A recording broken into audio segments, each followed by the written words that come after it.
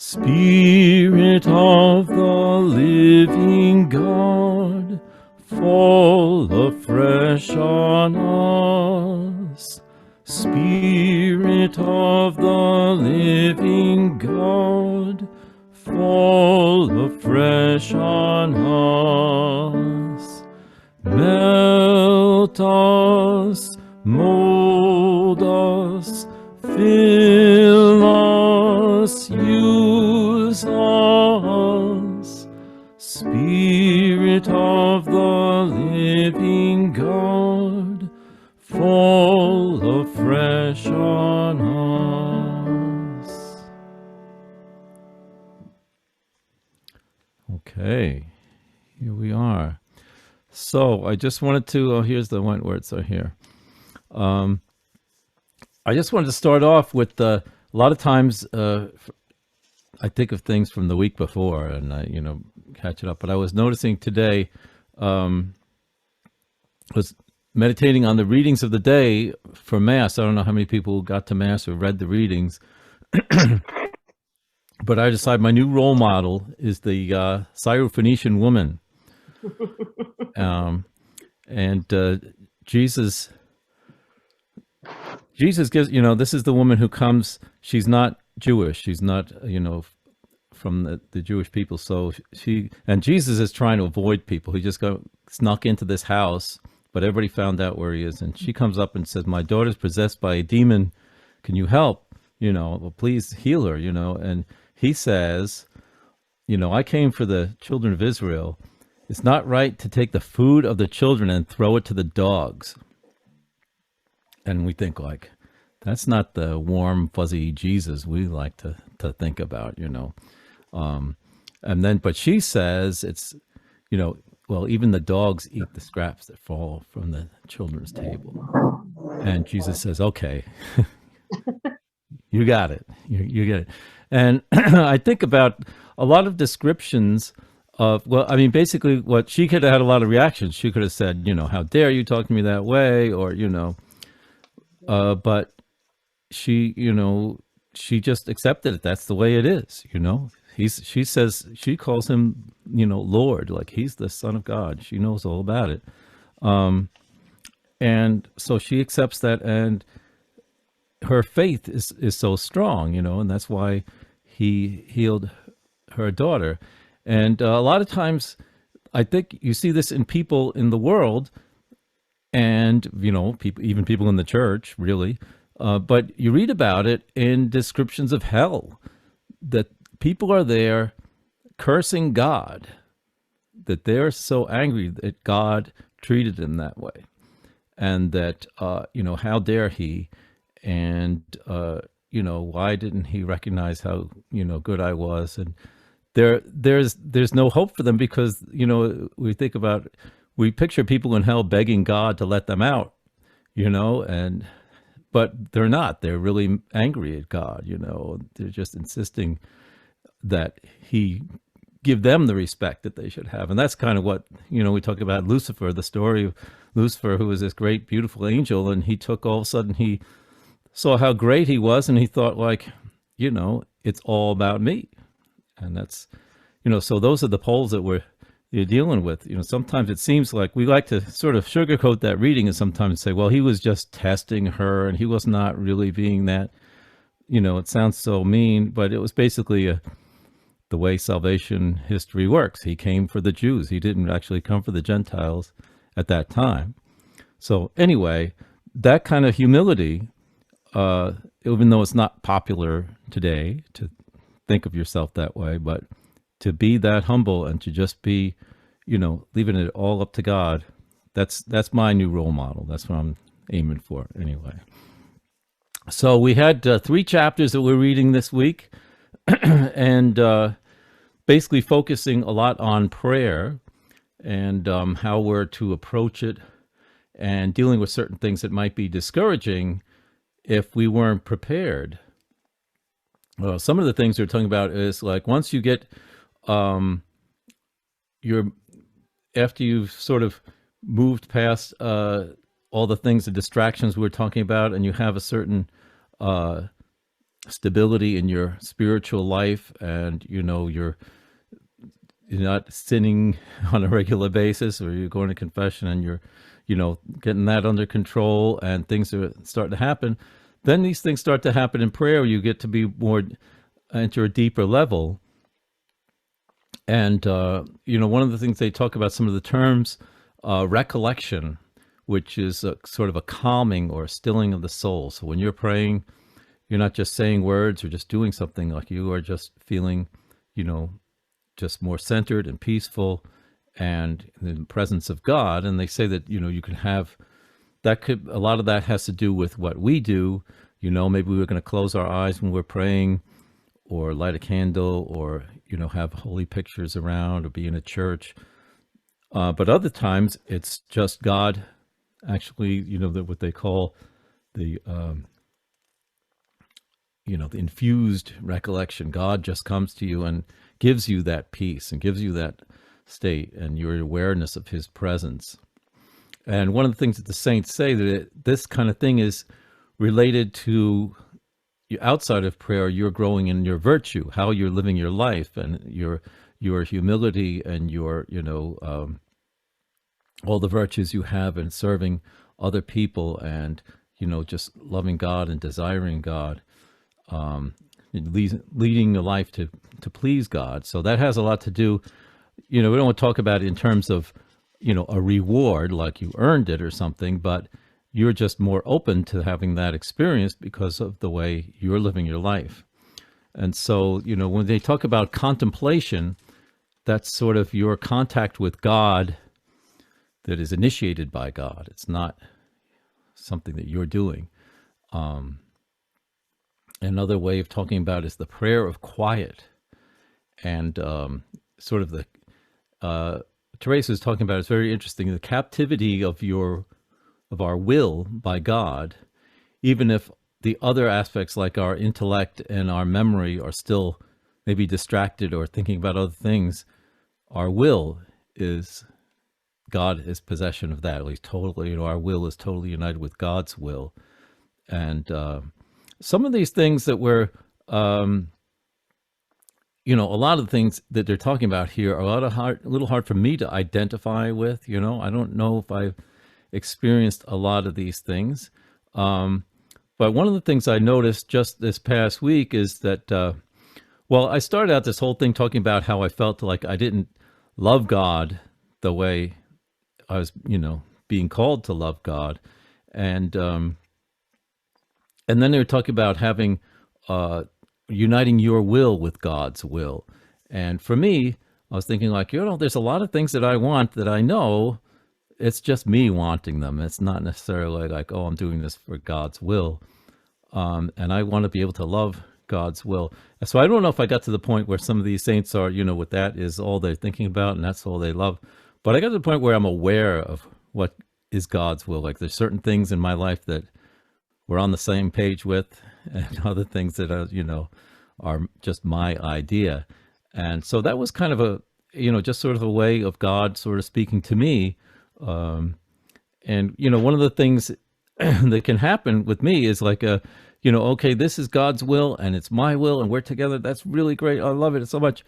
And then you become attached to it like, oh, don't let it stop, make it go this way.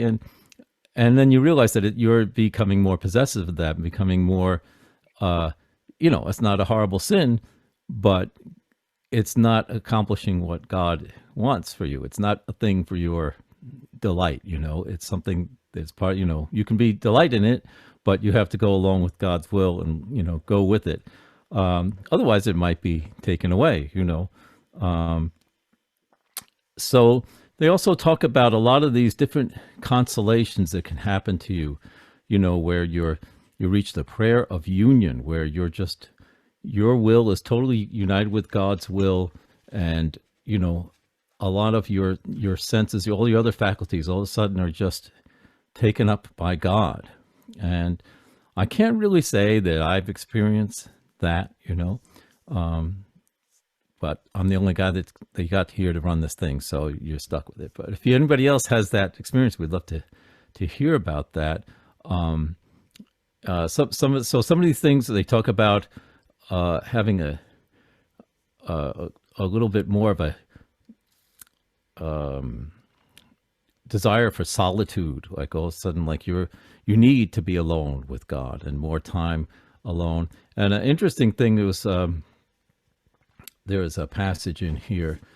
I think it was Bernard is talking about page 307. I wrote it down.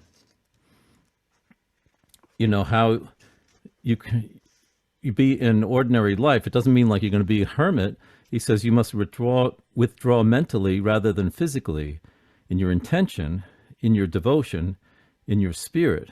Although physical withdrawal can be a benefit when the opportunity offers. Apart from that, the only solitude prescribed for you is that of the mind and the spirit. So you enjoy the solitude if you refuse to share in the common gossip, if you shun involvement in the problems of the hour and set no store by the fancies that attract the masses, if you reject what everybody covets, avoid disputes, make light of losses, and pay no heed to injuries. Otherwise, you're not alone even when you're alone. So if you're thinking about all those things when you're alone, you're not really having the solitude.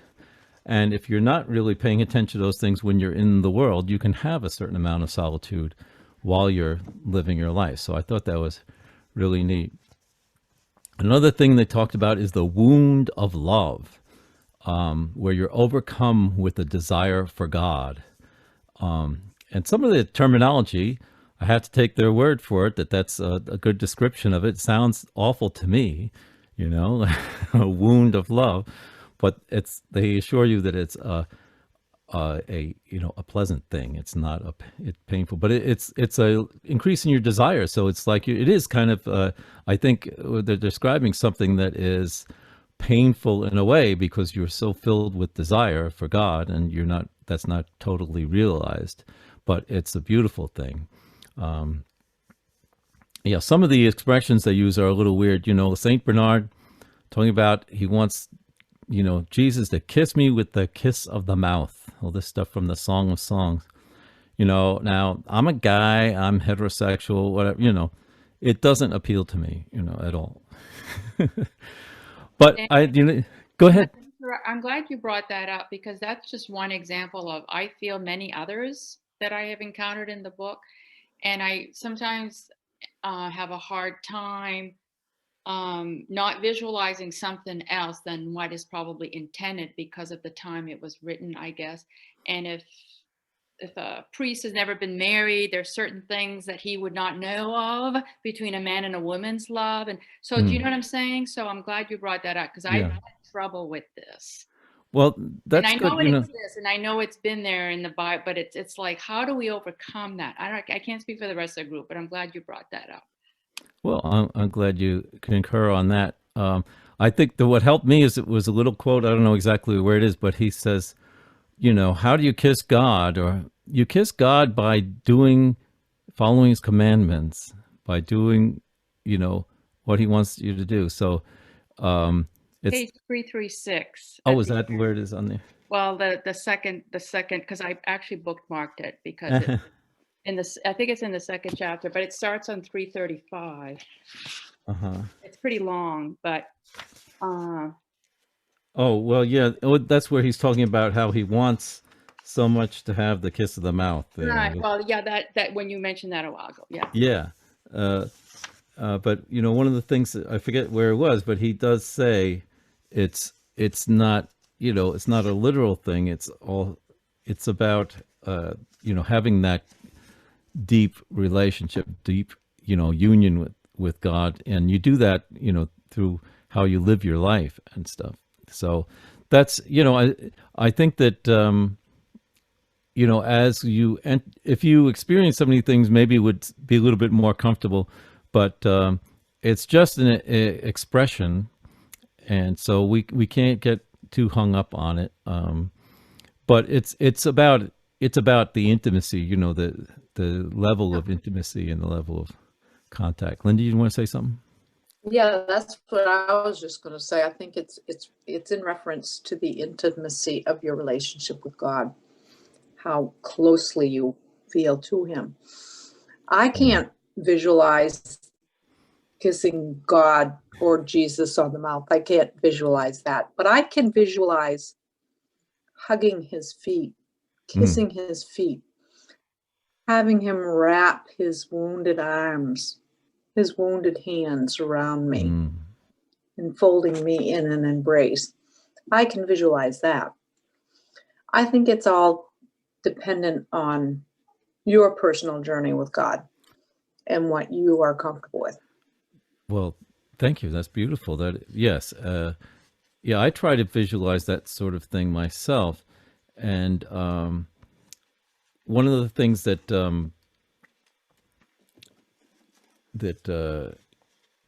these, it says later in the book that the images that we receive, like in visions and stuff, are not the real thing, but they're what we can understand, what we can deal with.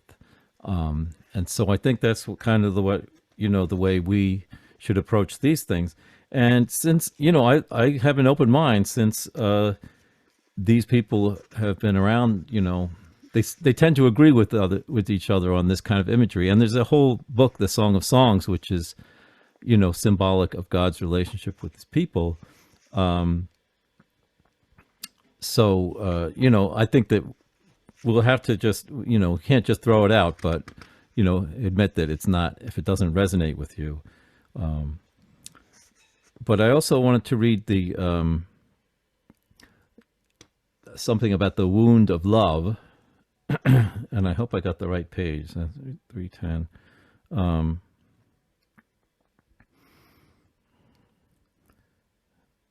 So if you have this experience of like this deep, sudden experience of desire for God that they call the wound of love, going to the very depths, to follow, he said, this delightful pain, and it is not pain, is not continuous, though sometimes it lasts a long while, other times it goes away quickly. It reaches to the soul's very depths, and he who wounds it draws it out the arrow. It indeed seems in accord with the deep love his soul feels. So that's kind of like out there. But, but it says that the devil can give you these kind of, simulate these kind of things. And, but the real test is in how, what is the fruit in your life? If it makes you, proud of yourself for having, if you think of yourself as holier than anybody else because you've had this, or if it causes you irritation or, impatience, but then it's not from God. But if it causes you to be more patient and humble and at peace with others, then you know that this is a gift from God. So one of the things that they keep stressing is we're not here to seek these consolations, but to seek God. So if they help you to come to God, that's great. If they don't, then you're in, then just forget about it. Just keep focusing on God. So I have a question here for you guys to consider in your small group.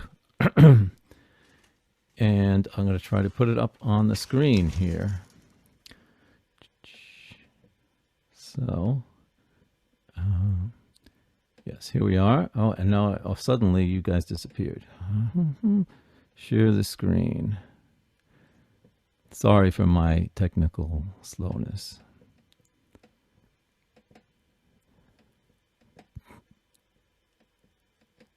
Okay, so here's kind of a long question, but it's only one question. Have you had special experiences in prayer where you felt as though God was speaking to you or present to you, capturing your will or inflaming your desire? So if you've had any of those experiences, maybe you could talk about that. If you hadn't, you want to talk about something else, that's fine too. And everybody's experience is different. I don't really expect anybody to be on the John of the Cross level with these experiences, but your own experience is valuable, even if it doesn't, reach those heights. So you could talk about that. So if we're ready, we can just whisk off into our separate rooms.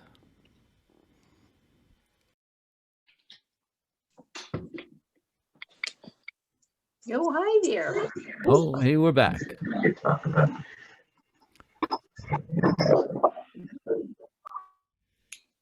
Oh, everybody's back. I was in the middle of a story, but I'll tell you. Yeah, it was a good one too. Now I have to tell you a story. So let's see. Any volunteers go first? Talk about their group. Okay. Paul, you like to talk. So, Who was in your group? Jennifer and Rose. So, I just shared that a couple of things. One was anytime I'm looking for the answer, it doesn't come. So, like if I'm struggling with something, I got an issue I'm thinking about, and I'm looking for an answer, and it's not gonna, I was saying I don't have the gift that some people do that just sort of like blindly open the Bible and there it is, and it answers the question. I'm not I'm not there, but I do use scripture a lot, and it's typically when I don't know, or I'm not thinking that there's going to be an answer.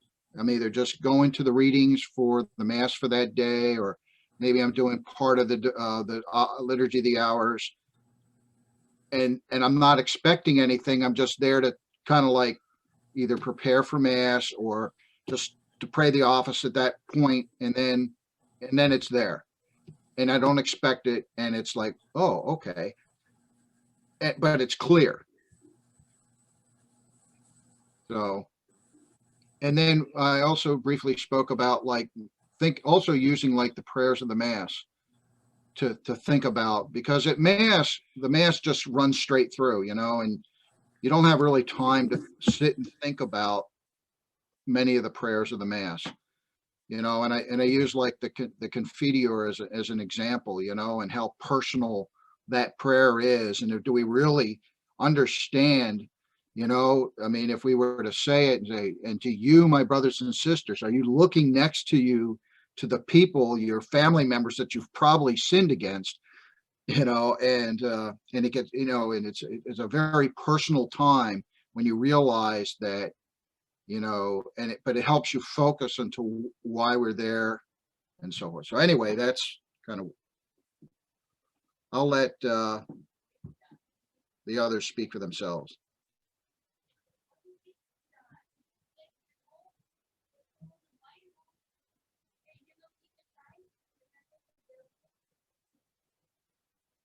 Anybody? Who's next?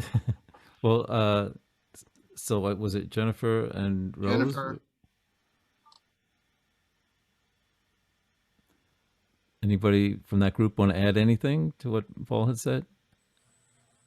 I think we talked too about oftentimes you have to find the quiet inside of yourself in order to hear God or feel God.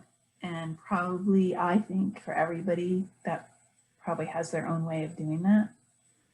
But sometimes when you're praying your hardest about something, you might not feel the same consolation or the same presence.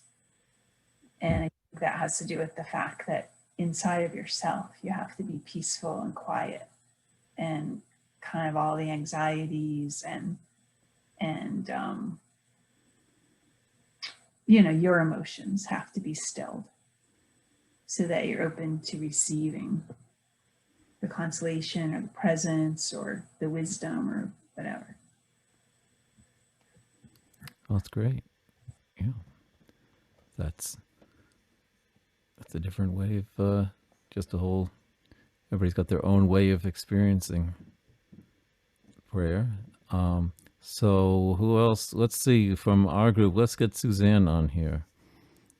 Tell a little bit about what we talked about. I was with Suzanne, and Linda showed up late.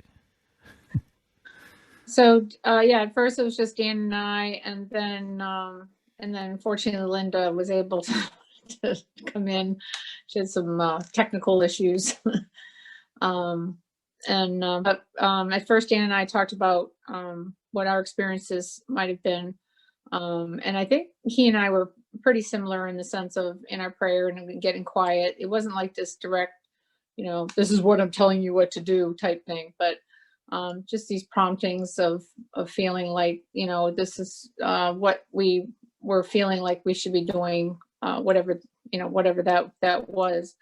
And then Linda shared a really great story about her struggling with an issue with forgiveness, and that she wasn't really feeling it. And she had a pretty deep experience at Mass as a result of that. And it was pretty cool listening to her experience as well. So all three of us really, truly feel that quiet is obviously part of that component in order to be able to even hear what those promptings of the Holy Spirit might be for whatever it is that we're praying. And sometimes we don't necessarily have anything to pray necessarily specifically, although most of us probably do. But I think there are times when we just, we're faithful and we just show up for prayer, and then something will come to mind and you go, where did that come from? I mean, you weren't even, wasn't even in your radar. And the hardest part is just going forward with what you think God is calling you to do, whatever that is, and trusting that, this is what you need to be doing, whatever that is. So that's my take on what our group was. Maybe Linda or Dan might want to comment and add. Well, I thought that was pretty good, a pretty good summary of what we talked about. It was a nice group. So we've got Kate. You want to speak for your folks? I'll certainly start us off. I was looking at my notes and I'm like, okay, what the heck? Because I took notes because I figured he's going to call on me, and my notes aren't making a lot of sense. So I will say that we all pretty much agreed that yes, we had that experience. For me personally, there was kind of this thing. It was a few years back where anybody without faith would have called it coincidence. Oh, it's just coincidence. But to me, it was kind of God, tapping me on the shoulder saying, pay attention. And the interesting thing was, once I started paying attention, it seemed like that it happened more often, that I'd be riding in the car on the way to church, listening to Christopher Close-Up, and what they were talking about just applied to what was happening in my life at that time. And it was interesting, or listening to the homily or a reading at church and sitting there and I've always wondered, okay, he's talking to me, but how many other people is he talking to here? Which is just great. But yeah, like I said, I think I'm gonna let the Wentworths talk for themselves, because like I said, I'm looking at my notes going, what was I trying to say with that?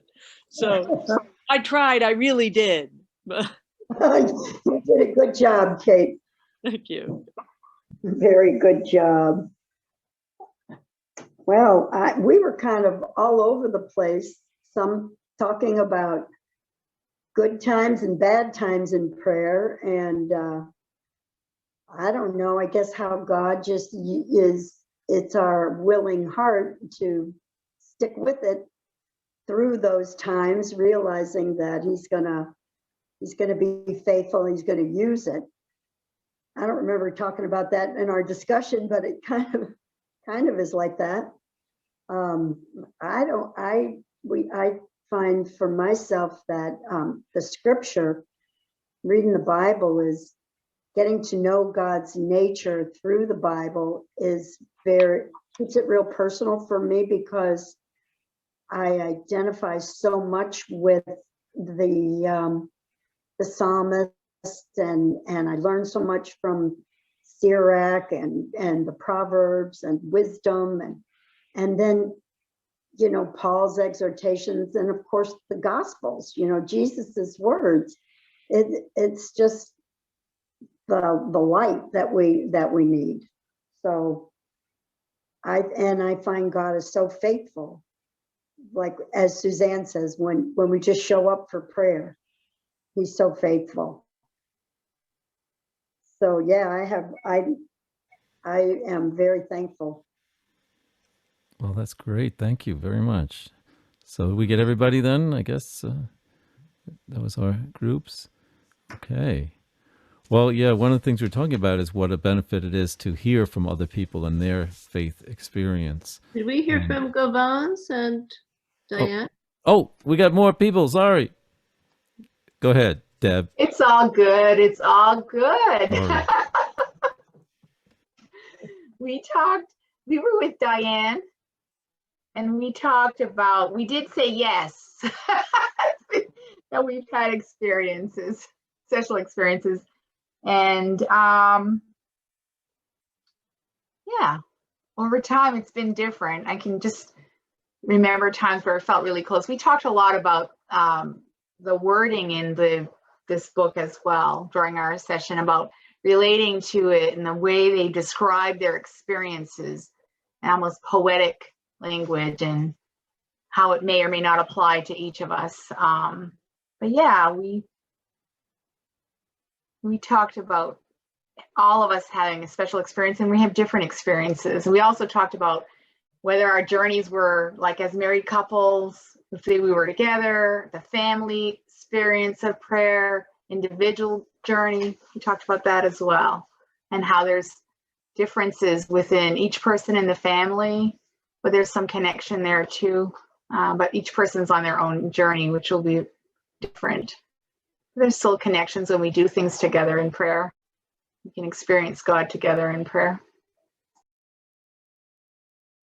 Well, that's great. Yeah, we didn't really talk about it. Most of us were talking about our individual experience, but that's a whole other thing of praying together as a family, as a couple. That's a beautiful thing. Okay. So I think we got everybody now. Unless anybody has anything else they want to add. I don't want to cut people off. So we sort of basically covered 1.5 of the 3 chapters that we were looking at, and I'll just continue with that.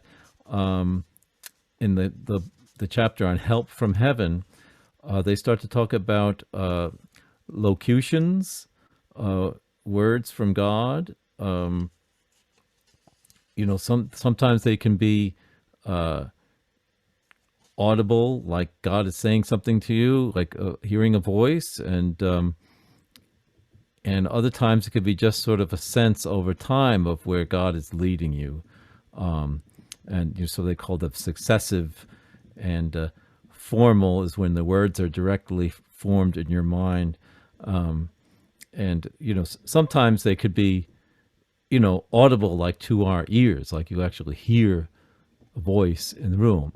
I haven't had that, and I don't know if I want to have that, but anyway, the other kind is what I thought was very interesting. We talked about substantial, which is such a powerful, clear message from God that it actually accomplishes what it's telling you. Like if the word is, be not afraid, you're really afraid, and God says, be not afraid, and all of a sudden you're not afraid anymore. That's the example that they use there. That's a powerful, help from God, your direct intervention of God in your life. Another thing is about visions, so you might actually, in your mind, using imaginative visions where you're seeing Jesus or the angels or the Virgin Mary. Or of course, more rare is when you see them like in the room, like you see them standing there, or, that again is kind of unusual. But one of the things that I really thought was interesting is what John of the Cross said you should do with these visions. He said, like, don't even think about them. Just forget it, And it's very kind of shocking, to hear him say that. But what he says is that these are the lower kind of like the more physical it is, like we think like, oh, God, you heard God's voice, that's really something. But he's saying that's just a lowering to our level, so that we can understand. Maybe we're a little dense and you need to have it spelled out for us. And so people can get really attached to that and have a sense, we'll get into that in just a minute, of like, a sense of spiritual pride, like, oh, God is talking to me, I must be something special, I think I've crossed into a new level here. And he's saying, no, just forget it. Let the words, listen to the words and do what they say, and or whatever the message is, but don't dwell on, and seek after those special kind of things, because they're really a lower form of, the highest form is without words, without any kind of, it's just being in one with God, and you don't have any of those external things. And he says that, the only reason we get those because we couldn't handle as human beings, like hearing the real voice of God, that the angels sort of help us with that and put it in a form that we can handle. We couldn't handle seeing the face of God. We would just, our soul would leave our body, we wouldn't be able to handle it. So what we're looking forward to in heaven, to be able to know as we are known, as he says. So I thought that was really interesting that, he's almost, then, of course, then he had to sort of clarify, well, certain things you want to pay more attention to, but just like anything else, like, is just don't get attached to it. I think Thomas Merton had this great quote that he said, all these consolations and spiritual, lights and things that you experience are as much a created thing as a glass of beer, and so, these are just things that God has created for our use and for our help and whatever, and you use them as they're supposed to be used, but not to grow attached to them. So that was I think that's something that, I can understand that now, but I think when I was younger, I would have been definitely and I thank God for not giving me a lot of those things, because I probably would have fell into that trap a long time ago. But I have to tell this story because I was telling it in the small group, and I said, well, maybe I'll tell. But I had a vision. I had one vision in my life, and I think I was like 24 years old, and it's before I was married. And I was always trying to, I wanted to hear God tell me exactly what he wanted me to do, and just to really be clear. And I was praying, God, if I could only just see you, if I could see you. And I was being really fervent, and I was like kneeling on my bed. And then all of a sudden he showed up, and it was like face to the ground, I wasn't going to look up. I was saying that, it's sort of like, if you don't see or hear the person in the room, but you're aware that somebody is there, well, just amplify that about 1 million times, the real thing, he's there. And I just could not move, couldn't look up in any sense. My whole body was just like one giant goosebump, and then it was gone. And I was like, oh, I wanted to ask a question, but I was so terrified. And then I was thinking, well, was that just me working myself up? Was that the devil, trying to pull one on me? And I spoke to this nun that I was doing spiritual direction with, and she said, well, if you're really sincere in your prayer, God is not going to let Satan deceive you that way, and she said, you might have to, you might have that. I said, well, what does it mean? Like, he didn't say anything. It's just like, there it was. And she said, well, you might spend the rest of your life. There's been saints that have spent, people have had visions that spend the rest of their life figuring out, learning what that means.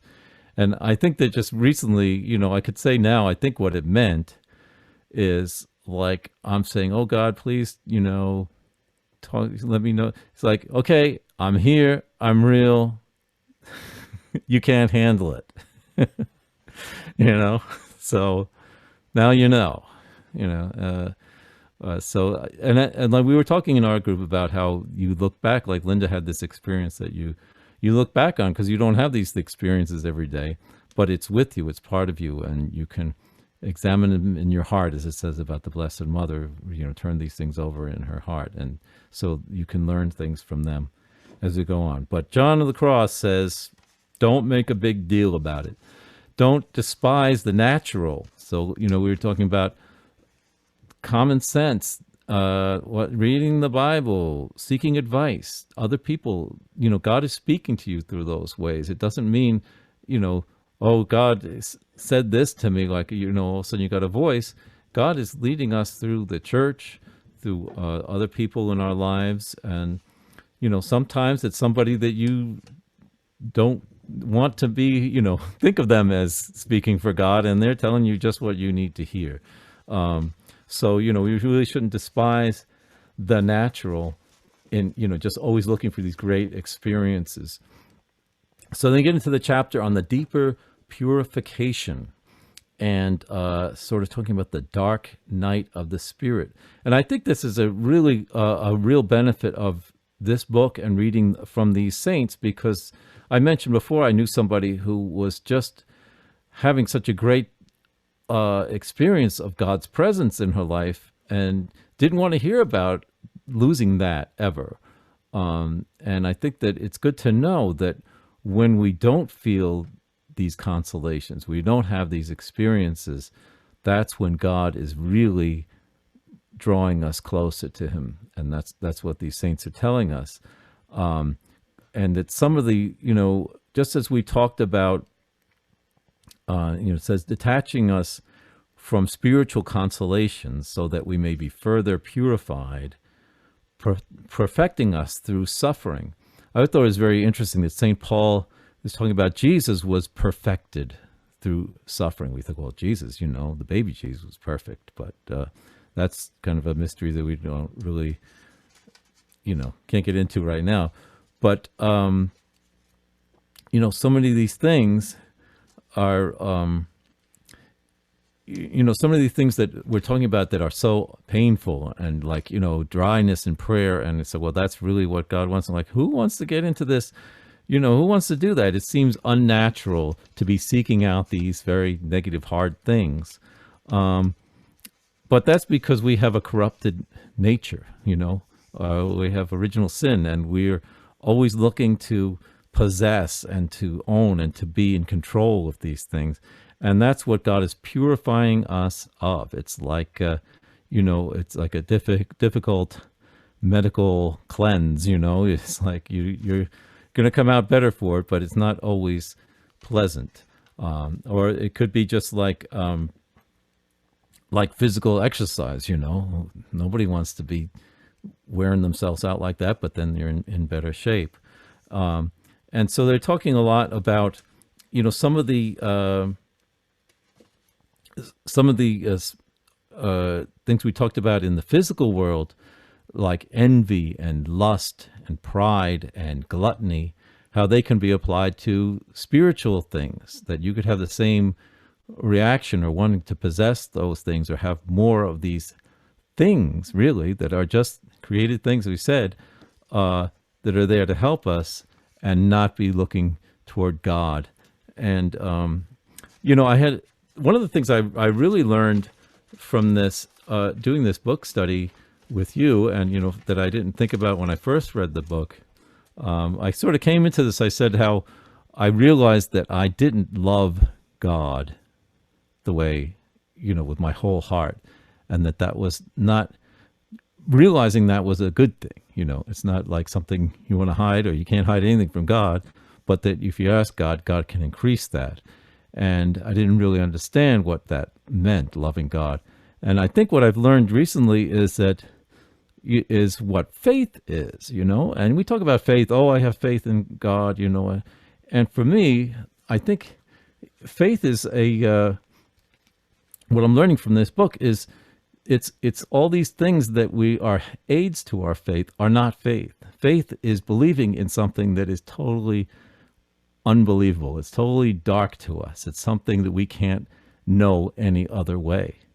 And sometimes we think like, well, I have faith in this, political leader, or, faith in my boss that he's going to, bring together this project or whatever. That's kind of a faith, but that's not what we're talking about here. We're talking about just what they call the leap of faith, where you're like leaping beyond reason. And I was looking at this video of this guy, Richard Dawkins, if you've heard of him. He's a famous atheist and is always arguing how stupid Christianity and religion is. And I'm listening to him talk about, well, Jesus, you can't live your life according to what, Jesus said, and because it doesn't make sense. And I'm thinking like, oh, the poor man, he doesn't understand that it's like Jesus says certain things. It's not about like, do this specific thing. Everybody who reads this has to do this. It's about, who you are and to have faith in him, and then he will be with you, as we're talking about, a relationship, an ongoing relationship that'll lead you to him and, give meaning to your life. And it's not like some philosophy that, if you do this, then things are going to work out for you and it's going to be, the world will be great. And that's not what it is. And, he didn't, and I don't blame him, because a lot of times faith is presented as like, oh, it's just like this neat philosophy that is really good for everybody to do, but it's so much more, and it's so much more, of a hard thing to do, of a coming out of yourself, to leap into that faith and say, this God who I can't comprehend loves me, and I have to love him. And, that's why I think it's such a journey. That's so much these things that, these people are talking about. It doesn't happen overnight, it's a purification. And, so anyway, that was my experience of that. So I think that, like I say, I don't know about you, but I don't think I'm at the level of some of these things that they're talking about, but it's a great preparation and, certainly help me and all of us to move closer to that if we're prepared, by reading these saints and, having the roadmap that they talk about.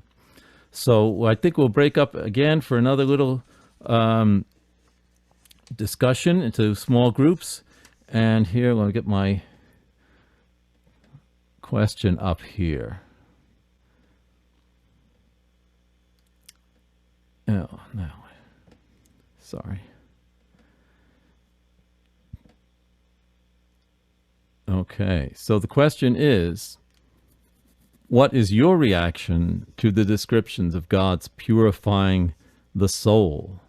Have you experienced any of that? And if not, are you looking forward to it? Or maybe it's a little scary. So anyway, that's the question. What's your reaction to some of the things in the book about God purifying our soul and taking these, putting us through this? Some of the stuff sound pretty hard. They talked about St. Francis, you want to be with people, but then you don't want to be with people. There's nothing satisfies you. And, some of these things are pretty harsh. So what is that? Have you experienced any of that? And if not, is that something you're looking forward to? How do you feel about it? And then we'll come back together in about 15 minutes. Or, well, let's say 12 minutes. How's that? Well, give us time to wrap it up quickly. Here we go. All right. So, who wants to talk for their group? Somebody who didn't talk the last time. What if we hear from everybody? Okay. I'm going to confess right off the bat, I didn't read the last chapter. I told the girls. So they kind of they kind of did the summary. So I'm going to let them speak for themselves. All right, who were the girls? Kate and Jen, I think it was, isn't it? All right, Jenna, you're unmuted, so you get to talk. Oh no.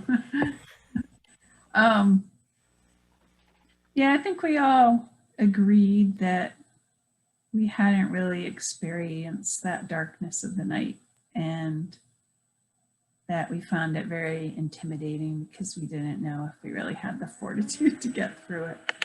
I think that was, I don't know, that was pretty much the gist of it. Maybe Kate wants to add something. Actually, not that. That was pretty much our thing. That the chapter was a little scary, and that maybe, I think Jennifer put it well. She said, any suffering we experience on earth can be purifying to us, but at the level that they were talking about, where just feel like God has totally abandoned us, I don't think any of us felt that, at that level. Doubt every once in a while, yeah, maybe, but not to the point that they were talking about in the book. And yeah, as far as looking forward to it, the only thing we did say is that, as a way to us to shorten our time in purgatory, okay, yeah, maybe, but not really looking forward to it. Just, so that was it for us, I think. That's great. Yeah, I don't think anybody looks forward to any kind of suffering, but you're looking forward to it. It's helpful for me to know that, to have somebody tell me this is what's coming, and not to freak out about it, But Diane, maybe you could talk a little bit about what we talked about, because that sort of dovetails what we were talking about. Well, I want to really let also Roseanne talk about, because she started off a little bit first, but because she had a word painful, and I'll let her describe that a little bit more in terms of the journey or descriptions of. For me, it was a little more terrifying, was my feeling with it, but through the leap of faith and believing and trusting, that it, it's okay. And for me, there's really no turning back. I could not start a day and say, well, that's it, I'm not believing in this anymore. It just doesn't work that way. I was born into this, how I was raised and stuff, and I'm growing into it. So for me, it's a little terrifying. I am looking forward to the union, the afterlife, and I am releasing more of, I want all my loved ones to be with me, but I also know that I have to be on this journey alone. So I'm separating myself a little bit more that way. And I didn't feel that way 10 years ago, maybe. So, but anyway, I would like Roseanne to pick up, because she talked about painful, and it was well said how she put it. So, and okay. I don't know exactly what you're talking about, Diane. I guess I just, related a little experience of feeling a lot of loneliness at one point, and something that I came upon was some reading that explained the difference between loneliness and solitude, and actually then trying to ferret out what was going on. And I think that even though you can have a painful experience like that, if you can, work with the graces that God gives you and sort of come out the other side, you can feel better about it. So one of the takeaways from that experience is that if you aren't so attached to relationships on this planet, on this world, that you come to a realization of something that's beyond here, that gives you a lot of comfort. And so the benefits of that, and realizing the benefits of that, I think allow you to experience the pain, just anticipating that there is good that will come out of it.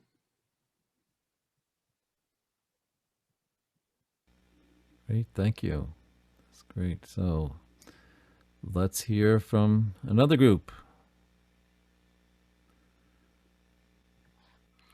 Well, I think, generally the same that I think many of the other groups were talking about, that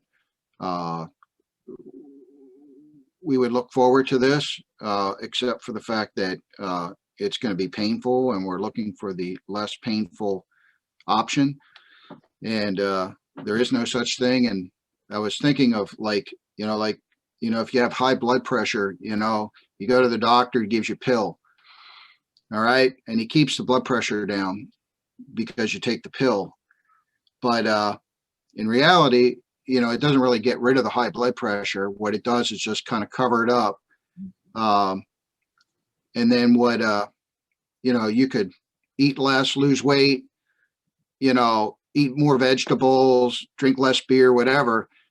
And you would be also lowering your blood pressure, but you don't really want to do that. You just want to take the pill because that's easy. But in the spiritual life, there is no pill. So, you got to do it the hard way. If you want to go there, then, it's like the guy goes to boot camp, to Marine boot camp or whatever. He starts out as the pudgy kid that you knew in the neighborhood, and he comes back as 12 weeks later as a chiseled Greek god, and it's, it's like, wow, but then of course, then you hear the stories about what it's like in Marine Corps boot camp, and you're like, okay, well, good for him. Army was a lot easier. So I'm going to have to bow out. I've got a call that I've got to take. So I look forward to seeing you all again next week, because I guess we finish up next week, right? Yeah, that our last meeting. Yeah. Yeah. Well, Okay, thank great. you, Paul. Oh, thank you. Thanks. All right. So other groups.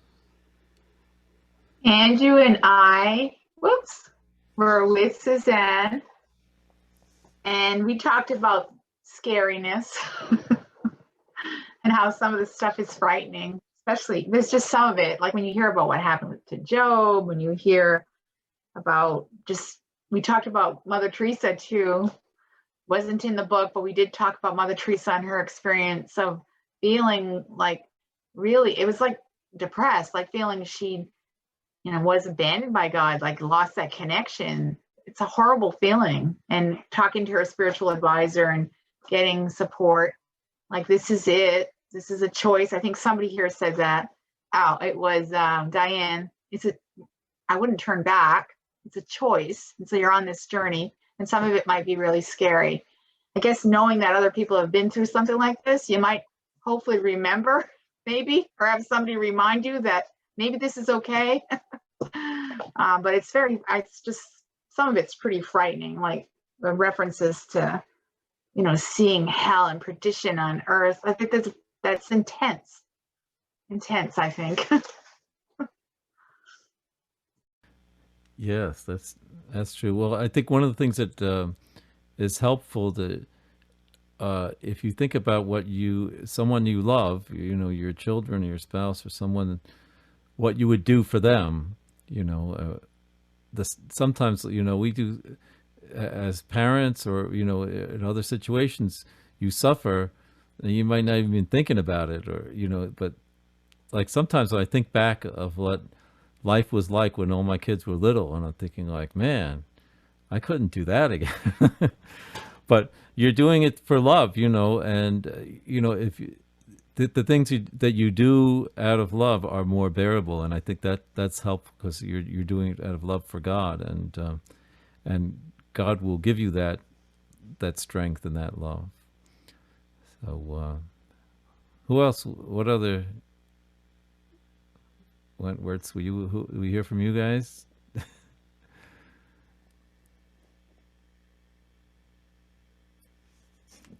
We talked about Mother Teresa as well. She came up because I guess she's such a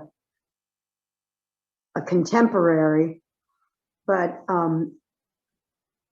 Paul brought out a really good point of how Mother Teresa had gained so much virtue and was so focused in preparation for it, that she was able to go through her dark night with such joy and such so much mission. She covered it well. I think it shocked all of us when we realized her pain, her continual pain that she lived with, feeling abandoned by the Lord. But she was that light still, through all of it, because Remain She- so faithful. yeah, she made the choice. So yeah. That's a great example. It's so close in time to us. Mm. Well, did we get everybody, all the groups here? I don't want to leave anybody out. Okay. So, well, thank you. That's it's been really beautiful. I just say again, I think for me, if I was, praying on my own and started to, one of the things I was saying in a small group, like, if I got all those consolations, I definitely would have fell into the trap of, building up my ego with that. And then if they were taken away, then I would have, I might have despaired. So it's a great gift to have these saints and this book and you saints here, sharing your experiences. So next week, we're going to be our last meeting. It's gone by so quickly here. And we'll be talking about the unitive way, the last 3 chapters of, and then there's a final encouragement there. So happy reading if you haven't read it yet, and praying, and let's try to keep each other in prayer this week as we go along. I feel like so much closer to everybody and a little bit more in touch with what your journey is like. So we're all together in this. Anybody else have anything they want to say or before we leave? I found out over time that it took him 10 years to write this book. Is that accurate? Do you know? I don't know, but it sounds. Yeah, there was I listened to him on something, and it took him 10 years to write this. And right now, like 10 years later, it's a selling as good as it was 10 years ago or whatever. But 10 years, that's a long time to be writing a book. Well, I think that he was studying this and teaching it for like 20 years at least, so it's that's why he's done such a great job of just blending it all together, because it's a tremendous volume of stuff that, different authors and all the things they've written.